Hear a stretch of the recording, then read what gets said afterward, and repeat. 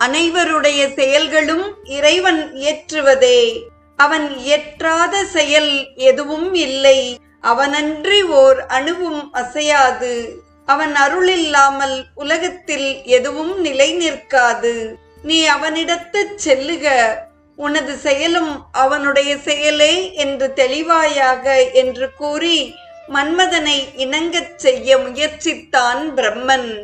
இக்கருத்தையும் பிரம்மன் கூறுவதாக கச்சியப்பர், எல்லார் செயலும் இறைவன் இயற்றுவதே, அல்லாது இலை, ஓர் அணுவும் அசையாது, எவையும் நில்லாது அருள் என்றேல், நீ இன்று அவன் பாலிற் செல்வாய், உனது செயலும் அவன் செய்கையதே என்று நயம்பட வர்ணிக்கிறார்.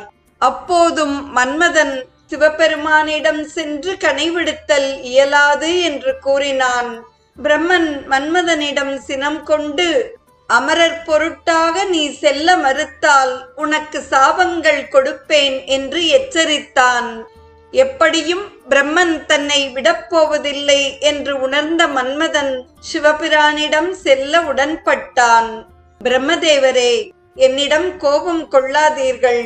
சிவந்த சடையை உடைய சிவபெருமானிடம் போர் புரிய இன்றே ஏகுவேன் என்றான் காமவேல் என்னும் மன்மதன். அதனால் குளிர்ந்த தாமரை மலரில் அமரும் பிரம்மனும் உள்ளம் மகிழ்ந்தான். இந்த காட்சியையும் தெற்ற நீர்மை கொள்ளலைய செஞ்சடை பிரானிடத்து இற்றை வைகல் அமரியாற்ற ஏகுவேன் இனியான் எனக் கொற்றவேல் உரைத்தலும் குளிர்ந்த பூவிருக்கை மேல் உற்ற போதன் மகிழ்ச்சிறந்து உளம்கனிந்து மொழிகுவான் என்று அழகு தமிழில் கச்சியப்பர் இந்த காட்சியை வர்ணிக்கிறார்.